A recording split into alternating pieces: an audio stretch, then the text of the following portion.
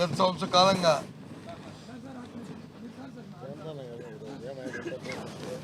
ఈ రాష్ట్ర ముఖ్యమంత్రి వాళ్ళ కూటమిలో ఉన్న నాయకులు, ఉప ముఖ్యమంత్రి కానీ లేదు భారతీయ జనతా పార్టీ సంబంధించిన నాయకులు కానీ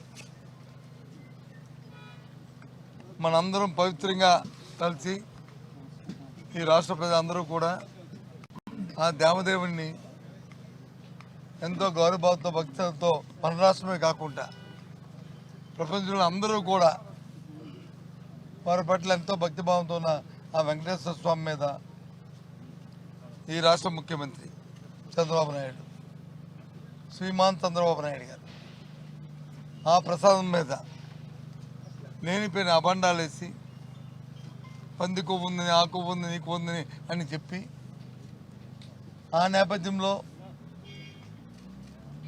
ఉన్న దేశంలో ఉన్న అత్యున్నత న్యాయస్థానం సుప్రీంకోర్టు దీని మీద ఈ చర్చ జరగకూడదు, ఇది వాస్తవాలు బయటికి రావాలి, ఆధారాలు లేకుండా ఎవరు మాట్లాడడానికి వీల్లేదని చెప్పని సుప్రీంకోర్టు ఆధ్వర్యంలో ఒక సిట్ వేసిన సంగతి ఈ రాష్ట్ర ప్రజలందరికీ కూడా తెలుసు.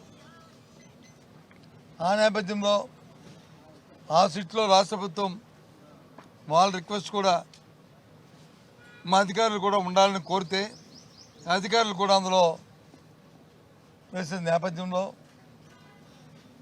ఆ రిపోర్ట్స్ కూడా వచ్చాయి ప్రభుత్వం దగ్గర, సుప్రీంకోర్టులోనూ అవన్నీ కూడా ఉన్నాయి. ఈ కాలంలో కొన్ని వాస్తవాలు బయటకు వచ్చాయి. ఆ వాస్తవాలు ఏంటంటే ఎవరు కూడా మానవ మాత్రం ఎవరు ఆంధ్రప్రదేశ్లోని ఏ ప్రజలు కూడా జీర్ణించుకోలేని విషయాలు బయటకు వస్తున్నాయి. అవురా, ఇదా చంద్రబాబు నాయుడు తాలూకు దుర్బుద్ధి, ఇదే రాష్ట్రంలో ఉన్న ఈ ప్రభుత్వం తాలూకు ఆలోచన అని ఒక బాధ, ఆవేదన ఈ రాష్ట్ర ప్రజల్లోనూ కలిగింది. ఆ విషయాన్నే ఇవాళ సభలో చర్చించడం అడిగాం. ఏదైతే ఇందాపూర్ అని ఒక సంస్థ ఈ రాష్ట్రంలో గత తెలుగుదేశం పార్టీ అధికారం ఉన్నప్పుడు ఏదైతే నెయ్యిను సప్లై చేసిందో, ఏదైతే ఆనాడు ఆ సంస్థని కొన్నాళ్ళ పాటు వీళ్ళు కల్తీ నెయ్యి నుంచి సప్లై చేస్తారని చెప్పని బ్లాక్ లిస్ట్లో పెట్టారో, తదుపరి 6 నెలలకే ఆ సంస్థ నుంచి మళ్ళీ తాలూకా బ్లాక్ లిస్ట్ నుంచి మళ్ళీ మెయిన్ లిస్టులో తీసుకొచ్చి ఆ సంస్థ ద్వారా 280 రూపాయలకి 320 రూపాయలకి కూడా నెయ్యకున్న నేపథ్యం. అదే సంస్థ ఏదైతే హిందూపూర్ అని చెప్పిన సంస్థ ఏదైతే ఉందో, హిందాపూర్ అని చెప్పిన సంస్థ ఏదైతే ఉందో, ఆ హిందాపూర్ సంస్థ ఇవాళ వచ్చి 658 రూపాయలకి ఇవాళ వచ్చి నెయ్యిని సప్లై చేస్తున్న నేపథ్యం. ఈ హిందాపూర్ సంస్థ ఎవరిదో కాదు, సొంతంగా హెరిటేజ్ సంస్థకు సంబంధించిన సంస్థ. ఇదిగో వాళ్ళ వెబ్సైట్లోనూ ఇదిగో ఇదేమో నేను ముద్రించింది కాదు, హెరిటేజ్ ల్యాండ్ నేమ్ ఇందాపూర్. ఇదిగో మేడం గారి ఫోటో,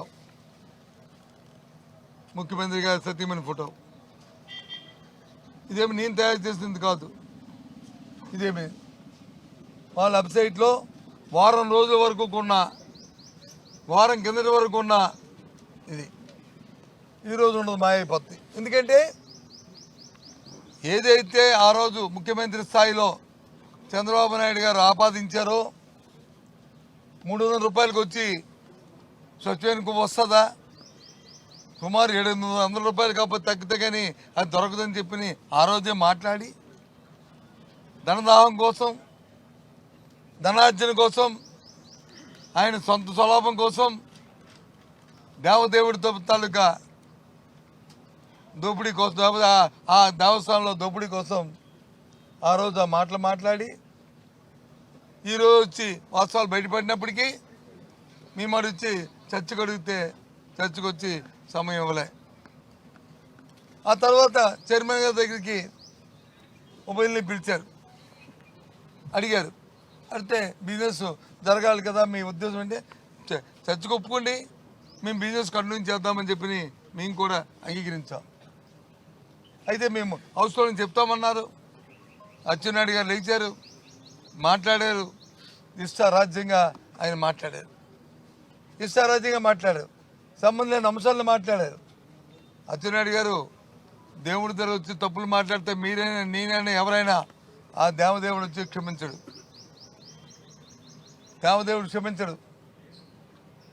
మనందరం కూడా ఒక ఆలోచనతో ఉండ రాజకీయాల కోసం మనం ఇష్టారాజ్యంగా మాట్లాడడం సమంజసం కాదు. ముఖ్యమంత్రి గారు చెప్తుంటారే, దేవుడు వచ్చి చూస్తాడు. మేము మళ్ళీ చెప్తున్నాం, ఆ దేవదేవుడి మీద ఎవరైతే నిందలు అపనిందలు వేశారో ఆ పేరును అడ్డం పెట్టుకుని ఏదైతే దోపిడీ చేయడానికి వచ్చి 320 రూపాయలు నెయ్యిని 700 రూపాయలకి ఇందూపూర్ అనే సంస్థను పెట్టి హెరిటేజ్ సంస్థ దోపిడీ చేయడానికి ప్రయత్నం చేస్తుందో ఆ దేవదేవుడు ఊరుకుంటాడంటే అది ఊరుకోరు. మేము అడుగుతున్నాం, ఎందుకు ఒప్పుకొని మళ్ళీ సభలో వచ్చి మరి ఎందుకు వాళ్ళు గందరగోళం సృష్టించి సభను ఆపడానికి ప్రయత్నం చేశారు? ఎందుకు బడ్జెట్ మీద కొనసాగించడానికి ఎందుకు వాళ్ళు ప్రయత్నం చేయలేదు? అంటే వాళ్ళ తాలూకాన్ని బయటపడతాయని. ఏదేమైనప్పటికీ కూడా మేము సభను సజావుగా జరగాలని కోరుకుంటాం. రాష్ట్ర ప్రజలకు వాస్తవాలు తెలియాలని కోరుకుంటాం. ప్రతి విషయాన్ని కూడా రాష్ట్ర ప్రజలకి తెలిస్తే ప్రజలే న్యాయ నిర్ణేతలు కాబట్టి వాళ్ళే దాని మీద వాళ్ళే డిసైడ్ చేసుకుంటారు. అది మా తాలూకా విధానం, మా తాలూకా ఆలోచన, మా బాధ్యత. ఇవాళ మరి ఇవ్వలేదే అంటే అమ్మాయి సంబంధం జరపడానికి వచ్చి ప్రభుత్వం ఒప్పుకోలేదే. ఎందుకు? హెరిటేజ్ ఉంది కాబట్టి. అంటే ఆలోచించండి. మీ ద్వారా చూస్తున్న రాష్ట్ర ప్రజలందరూ కూడా, రాష్ట్ర ప్రజానికి అందరూ ఆలోచించమని కోరుతున్నాను. ఏ విధంగా ఈ రాష్ట్ర ప్రభుత్వం ఎక్కడ అవకాశం దొరికితే ప్రతి అవకాశాన్ని కూడా దోపిడీ కోసం, ధనార్జన కోసం ఏ రకంగా ప్రయత్నం చేస్తుందో దయచేసి ఆలోచించమని కోరుతున్నాను. ఇది న్యాయమని అడుగుతున్నాను. ఆ దేవదేవుడు క్షమిస్తాడా అని అడుగుతున్నాను. ఇదేనా మీ నీతిని అడుగుతున్నాను. ఎన్ని మాటలు చెప్పారండి? నీతి కొబ్బరి చెప్పి నీతి మాటలు మాట్లాడారండి.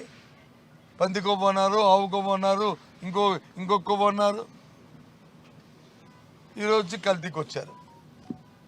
సరే, కల్తీ అయినా సరే ఏ సంస్థ మరి చేసిందంటే ఈ సంస్థలు ఇవ్వండి. ఏది నా నెయ్యి ప్యాకెట్ ఏది?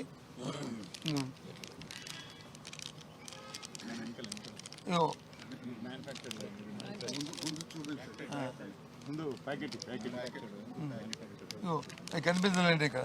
ఇంకో మ్యానుఫ్యాక్చరింగ్ చింతాపురం, ఇగో హెరిటేజ్. ఇంక అన్నీ చెప్తాం, అన్నీ చూపెడతాం, అన్ని వ్యవస్థలు అన్నీ చూపెడతాం. ఒకటి కాదు, రెండు కాదు. ఇదేంటి? లిమిటెడ్ అన్నీ ఉన్నాయి మొత్తం. ఏదైతే ఆయన ఎవరు చంద్రబాబు నాయుడు గారు టాయిలెట్లు తుడితే కెమికల్స్ కూడా వాడారన్నారో ఈ హెరిటేజ్లో అవన్నీ ఉన్నాయో లేవో చూపెడతాం. అవన్నీ చూపెడతాం. ఏంటిది?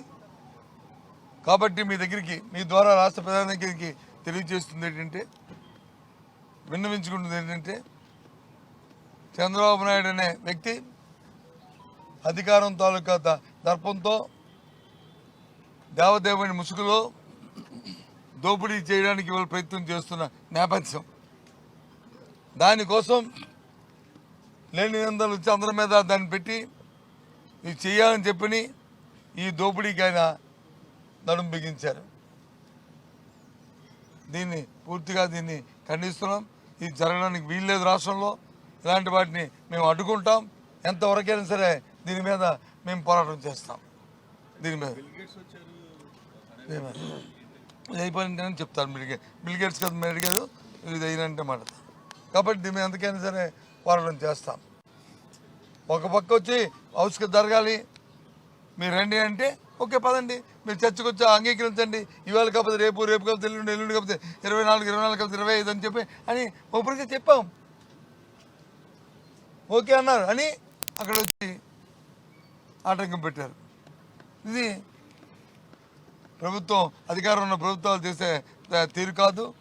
ఇలాంటి చిన్న చిన్న సిల్లీ స్ట్రాటజీలు వేసుకొని ఇవాళ వచ్చి చేసి చాలా చేయడం మంచిది కాదు. అయినప్పటికీ ఆ దేవదేవుడి మీద, ఆ వెంకటరమణ ముద్దు గారి మాకున్న అపారమైన భక్తి, దాంతో మేమందరం ఇలాంటి సంఘటనలు డిస్కషన్ రావడం అనేది చాలా బాధాకరమని చెప్పి బాధపడుతూ రాష్ట్ర ప్రజలందరినీ ఒకసారి ఆలోచించమని, వీళ్ళ దోపిడీని, వీళ్ళు చేస్తున్న అరాచకాన్ని, అకృత్యాన్ని ఆలోచించమని కోరుతున్నాను. ఒకటి చెప్పండి.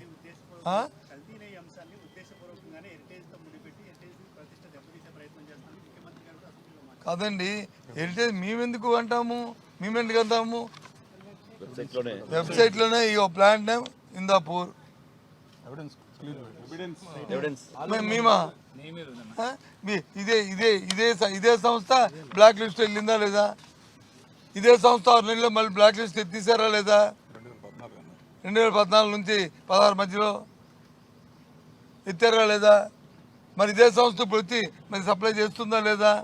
ఇదే సంస్థ వచ్చి 320 రూపాయలకి మొన్నటి వరకు సప్లై చేసి అందరూ పోయి ఇప్పుడు వచ్చి 658 రూపాయలకి సప్లై చేస్తున్నారా లేదా? ఇవన్నీ అవసరమా చెప్పండి.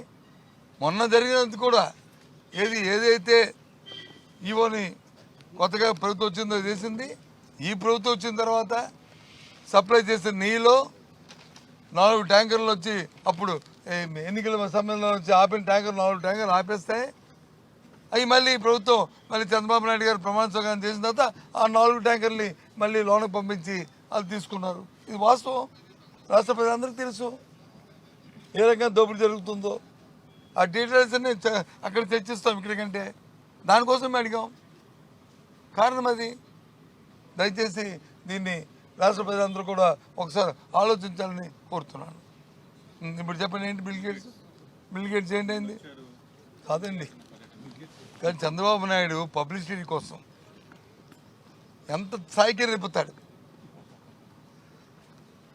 దేనికోసమైనా సరే ఈ రాష్ట్ర ప్రయోజనం కానీ, దేశ ప్రయోజనాలు కానీ, రాష్ట్ర ప్రతిష్ట కానీ, దేశ ప్రతిష్ట కానీ ఆయనకి అక్కర్లే. ఆయనకి వ్యక్తిగత ప్రతిష్ట, వ్యక్తిగత ఆయన తాలూకా పబ్లిసిటీ జరగలేని ప్రచారం, వ్యక్తిగత మా సోదరుడు చెప్తున్నాడు వ్యక్తిగత ప్రయోజనాలు, వ్యక్తిగత ప్రతిష్ట, వ్యక్తిగత ప్రయోజనాలు. దానికోసం దేని ఏ స్థాయికి వెళ్ళిపోతాడు. తిరుపతి దేవస్థానం వచ్చి వ్యక్తిగత ప్రయోజనం, బిల్ గేట్స్ వచ్చి వ్యక్తిగత ప్రచారం. లేకపోతే కేంద్ర ప్రభుత్వం నేను చూశాను ఇప్పుడు ఏదైతే దీంట్లో ఆయన తాలూకా ఏదైతే ఆయన తాలూకా లెక్చర్ ఉందో దాన్ని బాగా ఎందుకు చేశారు బాయ్కట్ అంటే సమ్ అలిగేషన్స్ వచ్చే వారి మీద. ఇంకా అది రేపే రెండు క్లారిటీ వస్తుంది, అన్ని విషయాలు క్లారిటీ వస్తుంది. ఇంకా ఎక్కువ మాట్లాడుకుందాం మనం. కానీ ఈయనకి వచ్చి అది లేదు. ఒక ప్రధానమైన వ్యక్తి వచ్చినప్పుడు ఆయన ఏంటి, వాట్ ఈజ్ వాట్ అని చూసుకుని నేను నవ్వచ్చు, పెద్దవాడు, నేను కాదన్నా. కానీ ఇవాళ ఏంటి? కానీ ఆయన వచ్చిన ఆ స్కీమ్ లేదు, అదేం కొత్తది కాదు కదా.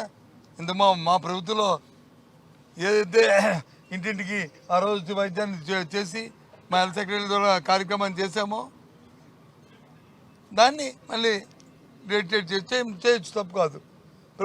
ప్రభుత్వం మేము వచ్చి కష్టపడి ప్రతి కార్యక్రమాన్ని చేసాం వైద్యంలో. ఈరోజు వైద్యానికి చేతిశారు, పేదవాడి వైద్యం దొరకని చేశారు. దానికోసం వచ్చి వాళ్ళని వీళ్ళని అడుగుతున్నారు. వచ్చిన డబ్బులు వచ్చి అవినీతితో దోచుకుంటున్నారు, తెచ్చిన అప్పులు. సరే, ఏదేమంటే కూడా బిల్ గేట్స్ మాత్రం ఏదైతే ఢిల్లీలో జరుగుతున్నా అది కానీ వాస్తవం అయితే మాత్రం నిన్న రాష్ట్రంలో రావడం మాత్రం చాలా అది మంచి సాంప్రదాయం కాదు. ఎందుకంటే దేశం ఆయన మన దేశంలో ఉన్న వ్యక్తి కాదు. కాబట్టి 1-2 రోజులు మనం దీని మీద సమయం పాటించి తర్వాత దీని మీద అన్ని విషయాలు మాట్లాడితే మంచిదనేది నా వ్యక్తిగత అభిప్రాయం. మళ్ళీ చెప్తున్నాను, దయచేసి దేవదేవుడి మీద మాత్రం నిందలేసిన మాత్రం ఎవరికి కూడా ఆ దేవదేవుడిని క్షమించు, తగిన మూల్యం చెల్లించుకోక తప్పదు. ఓకే.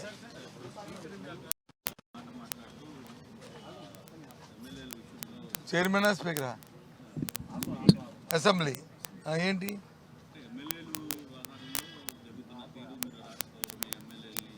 ఏంటి కాదు సార్, మేము చాలా సందర్భాల్లో చెప్పాము సార్, మా పార్టీ తరఫున అలాగే మా ఎమ్మెల్యేలు వారు మాట్లాడమని చెప్పాం. మేము చట్టాన్ని రాజ్యాంగాన్ని గౌరవించే వ్యక్తులం. రాజ్యాంగబద్ధంగా చట్టబద్ధంగా మా కార్యక్రమాన్ని మేము చేసుకుంటాం. పార్టీ పరంగా మా విధానం మాది. రాజ్యాంగబద్ధంగా ఏదైనా కార్యక్రమం ఉంటే వారు తీసుకోమనండి. ఎవడుతాడు వాళ్ళు నిర్ణయం తీసుకుంటే నిర్ణయం తీసుకోమనండి. నిన్న వచ్చి ఏది ఐటీ పేషెంట్లు ఇది పెట్టారు, పెట్టారు కదండి ఐడెంటిఫికేషన్. ఓకే, చట్ట ప్రకారం పెట్టుకో. మరి కౌన్సిల్ ఎందుకు పెట్టలేదు? మరి అక్కడ పెట్టిన వాళ్ళు పెట్టాలి కదా, 2 సార్లు ఓటే కదా, మరి అక్కడ ఎందుకు పెట్టలే? సరే, అది వాళ్ళకి వదిలిస్తాం దాన్ని. ఆ విజ్ఞప్తి సార్, నేను రెడీ కాదు, చెయ్యండి చేయొద్దని. రాజ్యాంగబద్ధంగా వాళ్ళు ఏ కార్యక్రమాన్ని ఏది చేసినా దానికి వైసీపీ పార్టీ మా పార్టీ విధానం మేము తయారుగా దానికి ఉన్నాము.